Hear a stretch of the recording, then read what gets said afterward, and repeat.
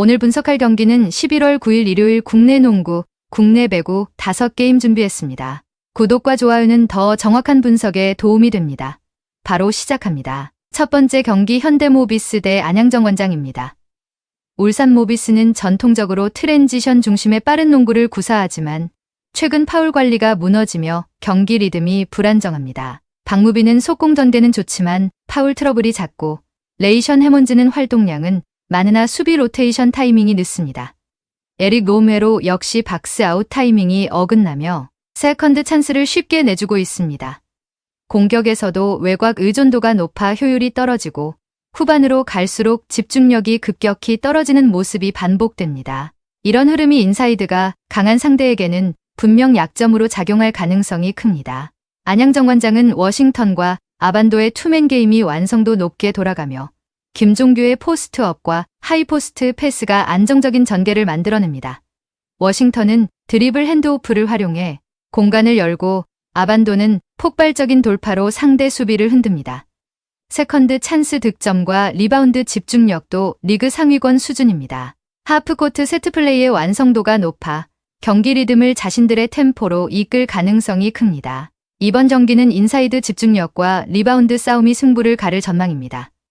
울산모비스는 파울 트러블과 수비 간격 문제로 후반 집중력이 떨어질 가능성이 높고 반면 안양정관장은 워싱턴, 아반도의 투맨 게임을 중심으로 경기 리듬을 완전히 통제할 것으로 보입니다. 안양정관장 승리가 유력합니다. 두 번째 경기 수원 KT 대 고양소노입니다. 수원키는 김선영의 트랜지션 전개와 카굴랑안의 드라이브인 돌파를 앞세워 공격 템포를 주도합니다. 김선영은 빠른 퍼스트 스텝으로 상대 수비를 흔들며 외곽 3점으로 공간을 넓히고 카굴랑안은 박스 안으로 파고들며 결정적인 찬스를 만듭니다. 힉스는 강한 피지컬로 스크린 이후 롤 타이밍을 완벽히 맞추며 페인트존에서 존재감을 보여줍니다. 3명의 조합은 인사이드와 외곽을 자유롭게 넘나드는 스위칭 플레이로 상대 수비 밸런스를 흔들고 다양한 득점 루트로 흐름을 자신들에게 유리하게 끌고 갈 가능성이 큽니다. 고양소노는 이재도의 볼 점유율이 높아 템포가 느려지고 정희재의 외곽 슛 감각은 좋지만 수비 복귀가 느려 트랜지션에서 불안합니다. 제일린 존스는 파워풀한 피니시 능력은 있지만 리바운드 가담이 부족해 세컨드 찬스를 쉽게 내줍니다. 또한 수비 스위치가 느려 퍼리미터 수비가 흔들리고 세컨드 유닛 화력도 떨어집니다. 후반 체력 저하 시 리바운드와 수비 전환에서 밀리며 속공 대응이 늦는다면 경기 리듬을 잃을 가능성이 큽니다. 이번 경기는 전환 속도와 공격 다양성에서 수원크가 확실히 앞서 있습니다. 김선영의 속공 전개와 카굴랑안의 돌파, 힉스의 인사이드 연계가 완벽히 맞물리며 경기의 리듬을 주도할 전망입니다. 후반 체력 싸움에서도 고양소노는 수비 전환이 느려 수원크가 안정적인 홈 승리를 가져갈 가능성이 높습니다. 세 번째 경기 OK저축은행 대 대한항공입니다. OK저축은행은 디미트로프를 중심으로 강타 전개를 펼치지만 리시브 라인 불안이 연결 안정성을 떨어뜨립니다. 차지환은 안정된 타점으로 오픈 득점을 노리지만 세트 후반으로 갈수록 수비 간격이 무너지며 공격 루트가 단조로워집니다. 박원빈은 중앙 블로킹 타이밍은 좋지만 측면 커버 범위가 좁아 상대 러셀의 직선 공격에 흔들릴 가능성이 큽니다. 다른 세트 템포로 초반 기세를 잡을 수는 있으나 체력 소모가 누적되면 세컨드볼 대응과 리시브 정돈이 무너지는 흐름이 반복됩니다. 대한항공은 러셀과 한 선수의 세트워크를 중심으로 전술 완성도가 높습니다. 러셀은 백어택과 파이프 공격에서 득점을 주도하고 한 선수는 노련한 템포 조절로 좌우 스파이커의 리듬을 살립니다.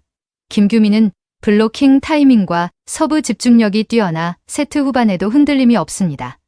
리시브 라인이 안정적이고 세컨드볼 처리 능력이 탁월해 긴 랠리에서도 실책이 적습니다. 경기 후반 체력 우위를 바탕으로 블로킹 득점과 서브 에이스를 동시에 만들어내며 경기 흐름을 주도할 가능성이 높습니다. 이 경기는 체력과 블로킹 완성도의 차이가 결과를 좌우할 전망입니다.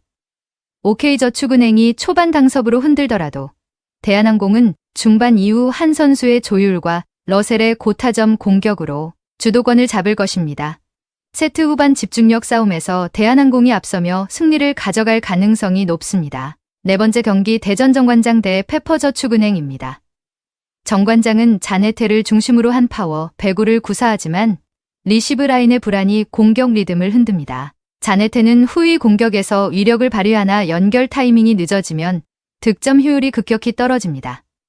박혜민은 속공 타이밍은 좋지만 세컨드 커버가 느리고 신은지는 수비 집중력은 뛰어나나 빠른 템포 공격 대응이 미흡합니다. 안예림의 세트 배분은 안정적이지만 루트가 단조로워 세트 후반엔 공격이 막히는 경우가 많습니다. 결국 리시브 흔들림이 이어지면 자네테 의존이 커지며 경기 후반 흐름이 끊길 가능성이 큽니다. 페퍼저축은행은 세터들의 템포 배분이 유연하고 공격수의 위치에 따라 속공과 백어택을 자유롭게 섞어냅니다. 심화무라는 비거리 타점으로 블로킹을 무력화하고 박정환은 후반 집중력과 리더십으로 흐름을 바꿉니다. 박은선은 넓은 수비 커버로 리시브 안정감을 높이고 이한빈은 전위와 후위 모두에서 리듬을 살립니다. 전반적으로 세터와 공격수 호흡이 완벽해 빠른 템포로 상대 수비를 흔들며 세트 후반에도 안정적으로 득점을 이어가는 완성형 구조를 갖추고 있습니다. 이번 경기는 세터 조율력과 리시브 안정성에서 승부가 갈립니다.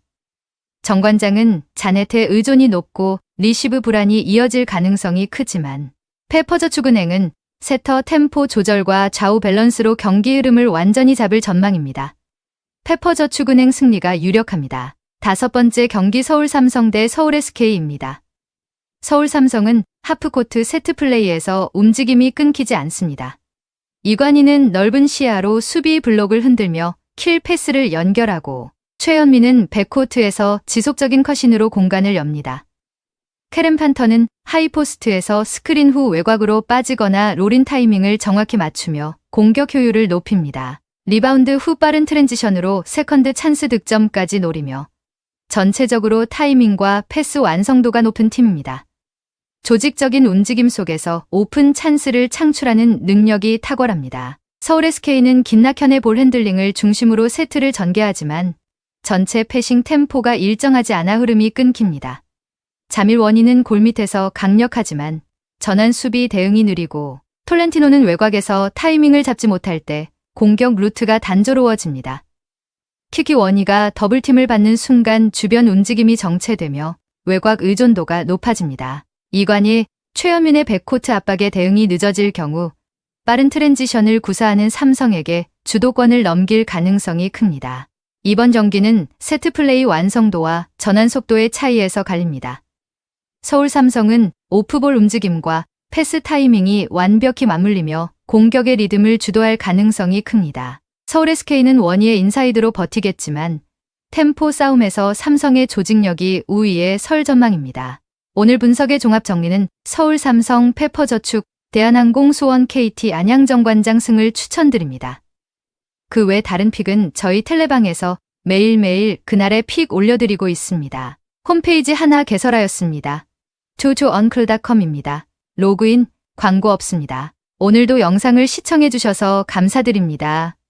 행운, 행복 가능한 하루 되시길 기원합니다.